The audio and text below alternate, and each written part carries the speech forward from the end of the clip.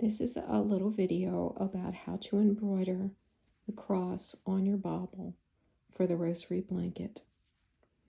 Here's an example of a completed cross on a large bobble. That is one of the options for your first beginning rosary. You can make a large or a small bobble, and this is what the cross looks like when you embroider a large one.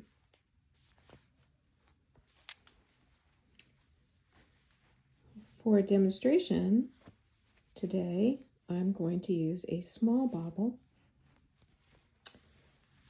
I can tell this is the beginning of my rosary because this is where my blue changed from the red rosary. And this rosary I chose to use only small bobbles. I wanted to see the difference. I'm still trying to decide which I like better. And in the end, I think I might offer all the options so that you can decide what suits your eye. So here's how to embroider any bobble.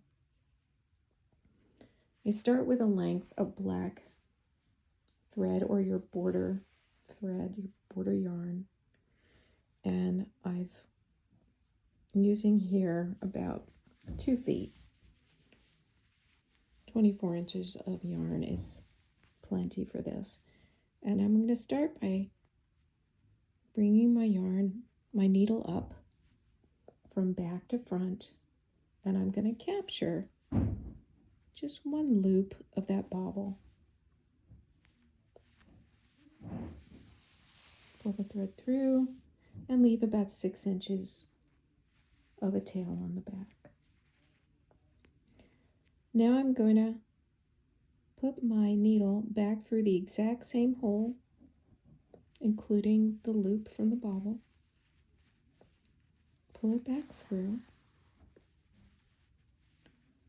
but leave a loop. And this loop will become the top side of the little cross. And so here's where you fiddle with it a little bit and decide exactly, do you want it to be part of this in between these 2 stitches here, or do I want to be part of this stitch here? And that's what I'm going to choose to do. I'm going to push it over just a little and let it be part of that stitch there. So I'm about 2 or 3 rows up from where the original bobble was started. Coming up from the back, about 2 or 3 rows up, I'm pulling it through the loop. And I'll just pull that as tight as I decide I want, which isn't very tight. I'm leaving it pretty loose. And then, technically, you can go right back through that same hole that you made. I'm actually going to choose to go on the other side of that stitch from the knitted fabric and pull it down. And there I've made my first little part of the cross. Next, I'm going to make the bottom one. And just like I did on the top one, I am going to catch one little loop from bottom to front.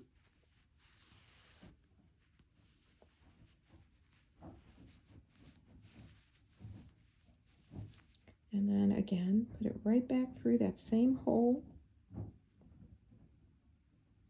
including the one loop of the bobble that I caught.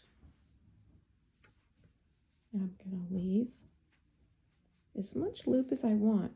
Decide, the lower part of the cross, you might want it to have a longer leg so it looks more like a cross.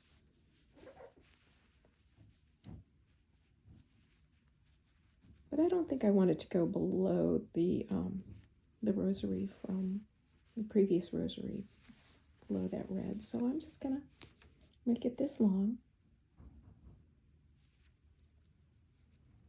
Pulled it from back to front up through the inside of the loop And now I'm skipping over this one stitch leg, this one yarn behind the leg of the stitch, putting it back through, and that gives me the second leg of the cross.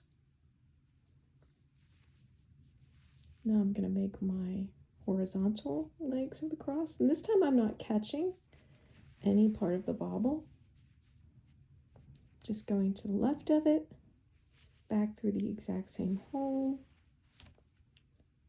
How much loop do I want to make, right? The side arms of the cross probably should be about the same as the top.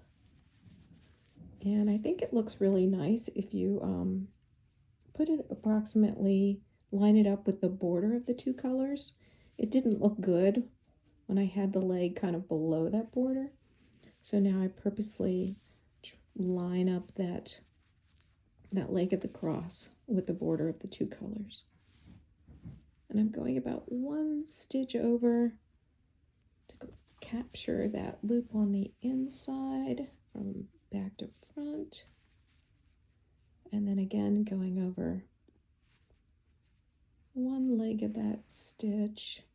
Now I've got the third leg completed.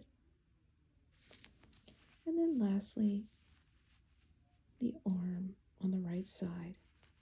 Going up to that border again. Back through the exact same hole.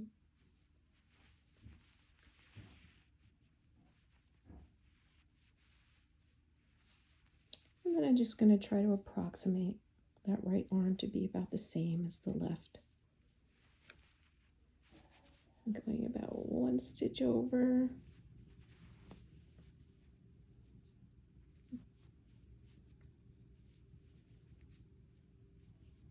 And then going on the other side of the leg of the stitch to anchor down that last leg.